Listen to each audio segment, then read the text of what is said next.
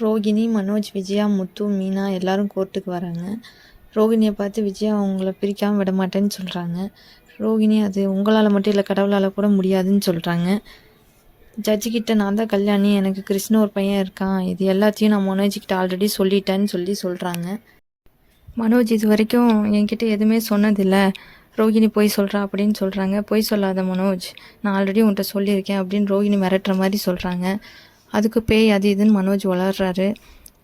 ஜட்ஜி கேட்குறாரு, என்ன சொல்கிறீங்க, கரெக்டாக சொல்லுங்கள், அவங்க சொல்லியிருக்காங்களா இல்லையா அப்படின்னு சொல்லும்போது சொல்லியிருக்காங்க அப்படின்னு சொல்லி மனோஜ் ஒத்துக்கிறாரு.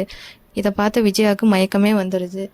ஜட்ஜி கேட்குறாங்க, இது இந்த கேஸ் இன்றைக்கி முடிகிற மாதிரி தெரியல, நாளைக்கு பார்த்துக்கலாம் அப்படின்னு சொல்லிட்டு ஜட்ஜி கிளம்பி போயிடுறாரு. வீட்டுக்கு போய் விஜயா ரொம்ப டென்ஷனாக பேசுகிறாங்க. தோசை கரண்டி எடுத்துகிட்டு சூடு பண்ணிவிட்டு ஓடி வராங்க மனோஜை அடிக்கிறதுக்கு. அவங்க அப்பா வந்து காப்பாற்றுறாரு. என்ன விஜயா நில்லு அப்படின்னு சொல்கிறாரு. மனோஜ் அப்பா காப்பாற்றுங்கப்பா, நான் எதுவும் பொய் சொல்லலைப்பா, ரோகிணி தான் பொய் சொல்லியிருக்கான்னு சொல்கிறாங்க. சரி, அவளுக்கு கால் பண்ணி ரெக்கார்ட் பண்ணுங்கன்னு சொல்லி பலக்குரல் ஒரு ஐடியா கொடுக்குறாங்க. அதை ஃபேமிலியே சேர்ந்து உட்காந்து மனோஜ் பேசுகிறத கேட்டுட்ருக்காங்க.